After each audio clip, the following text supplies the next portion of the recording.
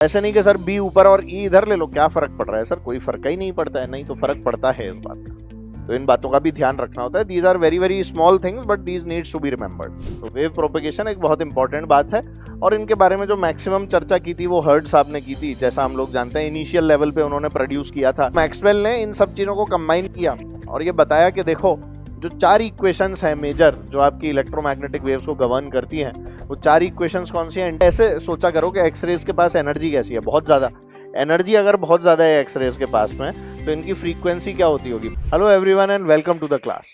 आज वाली क्लास में हम लोग खत्म करने वाले हैं वो टॉपिक जिसका नाम है इलेक्ट्रोमैग्नेटिक वेव्स। छोटा सा टॉपिक, छोटा सा टाइम लगेगा आपको इसको पढ़ने के लिए और मैं भी बहुत स्पीड से आपको बताऊंगा इसके बारे में, है ना। क्वेश्चन आता है डायरेक्ट सॉल्व हो जाता है, बस ये है कि आपको सॉल्व करना पड़ेगा अगर न्यूमेरिकल आ गया तो, और अगर थ्योरी आ गई तो आपको पता होना चाहिए इसकी डिटेल्ड थ्योरी। इसलिए इसकी एनसीईआरटी एक बार जरूर पढ़ लेना और जो वेवलेंथ वगैरह की रेंज है उस सब के बारे में जरूर से जान लेना कि भैया जो आपका स्पेक्ट्रम है वो कैसा होता है और क्या क्या चीजें हैं, ठीक है। तो सबसे पहले प्रॉपर्टीज ऑफ इलेक्ट्रोमैग्नेटिक वेव्स। आप सभी लोग जानते हैं कि अगर कोई भी इलेक्ट्रोमैग्नेटिक वेव है तो उसमें इलेक्ट्रिक फील्ड का वेक्टर और मैग्नेटिक फील्ड का वेक्टर एक दूसरे के परपेंडिकुलर होते हैं और साथ में परपेंडिकुलर होते हैं direction of propagation of the wave के। तो अगर मैं ई और बी वेक्टर कुछ इस प्रकार से बनाऊं तो ये हमारा direction of propagation of wave है, यानी कि एक्स डायरेक्शन के अंदर अगर हमारी वेव जा रही है, ठीक है, तो इन दैट केस ई जो है वो आप लोगों का वाई डायरेक्शन में और बी जो है वो जेड डायरेक्शन में होगा। अच्छा, ऐसे नहीं कर सकते सर के वेव इधर चला के बी ऊपर और ई इधर ले ले, नहीं, क्योंकि ई क्रॉस बी जो है ना उसकी डायरेक्शन में आपकी वेव जाती है, तो direction of propagation E cross B से मिलता है। तो इसीलिए इस चीज का भी आपको ध्यान रखना होता है। तो ई क्रॉस बी किया तो देखो एक्स आ गया ना, तो ऐसे नहीं कि सर बी ऊपर और ई इधर ले लो, क्या फर्क पड़ रहा है सर, कोई फर्क ही नहीं पड़ता है। नहीं तो फर्क पड़ता है इस बात का, तो इन बातों का भी ध्यान रखना होता है। These are very very small things but these needs to be remembered, है ना। तो एक इलेक्ट्रिक फील्ड और ये आपकी मैग्नेटिक फील्ड एक दूसरे के परपेंडिकुलर है and also to the direction of propagation of the wave. ऐसी वेव को हम लोग इलेक्ट्रोमैग्नेटिक वेव बोलते हैं और ये ट्रांसवर्स वेव होती हैं। ट्रांसवर्स वेव कौन सी होती हैं सर? वो वेव्स जिसमें हमारा जो डायरेक्शन ऑफ प्रोपेगेशन होता है वेव का उसके परपेंडिकुलर वाइब्रेशन हमें देखने को मिल रहा होता है पार्टिकल का। ये पार्टिकल का वाइब्रेशन आप लोग बना सकते हैं इस तरह से, या फिर कैसे बना सकते हैं, या फिर सर हम इस पार्टिकल वाइब्रेशन को ऐसे भी बना सकते थे। देखो ये भी ट्रांसवर्स का ही है ना भाई। हाँ, डायरेक्शन ऑफ प्रोपेगेशन किधर है तो ये आपका डायरेक्शन ऑफ प्रोपेगेशन है, इसमें भी ये आपका डायरेक्शन ऑफ प्रोपेगेशन है, ठीक है। इलेक्ट्रोमैग्नेटिक वेव्स मोमेंटम और एनर्जी दोनों लेकर जाती हैं, जो वेव्स की भी प्रॉपर्टी भी होती है। ये वैक्यूम के थ्रू भी ट्रेवल कर सकती हैं, इनकी स्पीड जो है वो स्पीड ऑफ लाइट के बराबर होती है। वैसे स्पीड ऑफ लाइट के बराबर करीब करीब बराबर आके इनका प्रूफ मिला था, जो इतना फर्क नहीं होता कि हम उसे लाइट की वेलोसिटी से दूर रख पाए, ठीक है। और c की वैल्यू होती है 1/√μ0 ये वाली बात भी आपको पता होनी चाहिए, ठीक है। तो c की वैल्यू 3 × 10⁸ मीटर पर सेकेंड। इसी को मीडियम में जब लिखते हैं तो वहां से म्यू डिफाइन होता है। Instantaneous magnitude of E and B are related by the expression, है ना। तो ई और बी का जो इंस्टेंटेनियस मैग्नीट्यूड है वो ई बराबर बी सी, ये वाली बात भी शायद आप लोगों को पता होगी। Cross product E cross be always gives the direction in which the wave travels. तो अगर आपने मान लीजिए बी को ऊपर ले लिया और ई को अगर आपने इधर ले लिया यानी कि जेड में, तो अब क्या करोगे, ई क्रॉस बी ऐसे हो जाएगा और वेव इधर जाएगी फिर -x में। ई इधर हो गया जेड में, बी आपका वाई में हो गया, तो वेव अब -x के अंदर जाने लगेगी। तो इन चीजों का ध्यान रखना होता है। ई क्रॉस बी से ही डायरेक्शन लिखनी है, ये वेव की प्रोपेगेशन की डायरेक्शन हो गई अब -x, जबकि यहाँ क्या था, ई क्रॉस बी तो ये +x में जा रही है, ठीक है। तो वेव प्रोपेगेशन एक बहुत इंपॉर्टेंट बात है और इनके बारे में जो मैक्सिमम चर्चा की थी वो हर्ट्ज साहब ने की थी। जैसा हम लोग जानते हैं इनिशियल लेवल पे उन्होंने प्रोड्यूस किया था और फिर इलेक्ट्रोमैग्नेटिक वेव्स के बारे में जब उनको डिफाइनिंग फैक्टर के बारे में बात करनी थी तो फिर सबसे भयंकर साइंटिस्ट निकल के आए जिनका नाम था मैक्सवेल, ठीक है। हाँ, मैक्सवेल ने सबसे जबरदस्त तरीके से इस चीज के बारे में चर्चा की थी कि भाई जो इलेक्ट्रोमैग्नेटिक वेव्स होती हैं वो क्या होती हैं, क्या उनकी इक्वेशंस होती है, और बहुत सारे लॉज को उन्होंने रीडिफाइन किया था, जिसमें सबसे पहला था एम्पियर सर्किटल लॉ, है ना। वहां पर उन्होंने एक नए करंट की बात की थी जिसका नाम था डिस्प्लेसमेंट करंट। पॉइंटिंग वेक्टर वैसे सिलेबस का पार्ट नहीं रहा, पर हमें पता होना चाहिए कि पॉइंटिंग वेक्टर क्या होता है। तो rate of flow of energy crossing a unit area by electromagnetic radiation is given by Poynting vector. Rate of flow of energy crossing a unit area, तो बेसिकली इंटेंसिटी के जैसा टर्म हो गया भाई। Rate of flow of energy यानी energy per unit time per unit area. तो energy per unit time per unit area क्या होता है सर? ये तो पावर अपॉन एरिया हो गया। पावर अपॉन एरिया क्या होती है? इंटेंसिटी। तो असल में यहां से आपको intensity of an electromagnetic wave का जो पता है वो लग जाता है।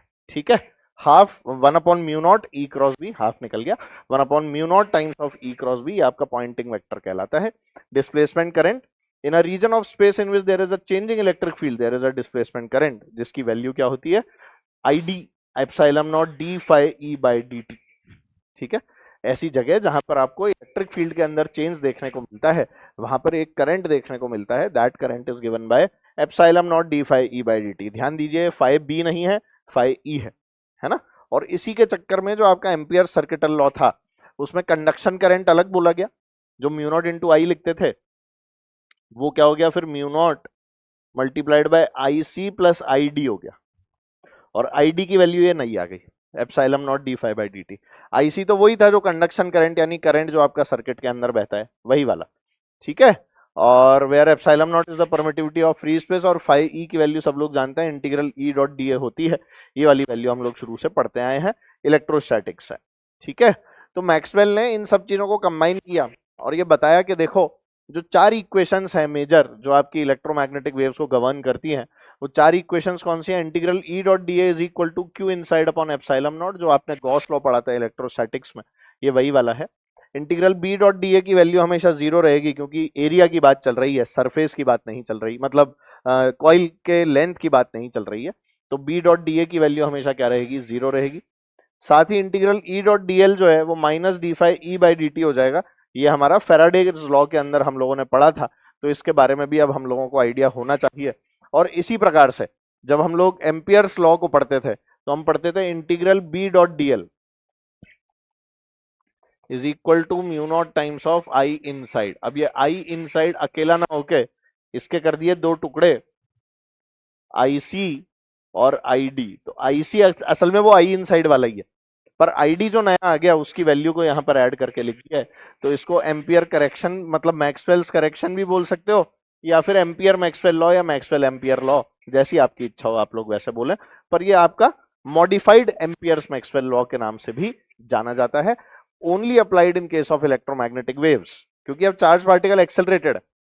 अब चार्ज पार्टिकल अगर एक्सेलरेट हो जाएगा तो एक्सेलरेट होने के केस में वो सिर्फ इलेक्ट्रिक और मैग्नेटिक फील्ड जनरेट नहीं कर रहा होगा, वो और क्या जनरेट कर रहा होगा? वो जनरेट कर रहा होगा इलेक्ट्रोमैग्नेटिक वेव्स भी। और इस कारण से सारी कहानी चेंज होती है और यहां आके रुकती है। ठीक है, स्पेक्ट्रम की अगर मैं बात करूं तो स्पेक्ट्रम के अंदर तुमको पता ही होगा कि सबसे पहले हमारी रेडियो वेव्स आ जाती हैं, फिर आ जाती है माइक्रोवेव्स, फिर आ जाती है इंफ्रारेड,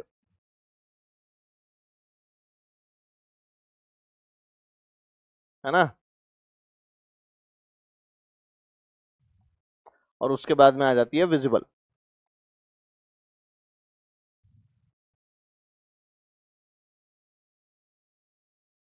ठीक है, विजिबल लाइट के बाद में किसकी कहानी आती है बोलो? यूवी, अल्ट्रावायलेट,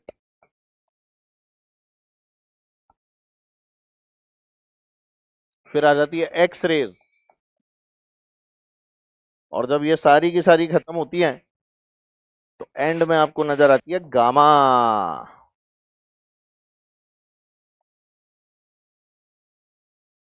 ठीक है, ये आपका इलेक्ट्रोमैग्नेटिक वेव का स्पेक्ट्रम है ना। अब विजिबल लाइट कहां से कहां तक होती है ये भी आप लोग जानते हैं।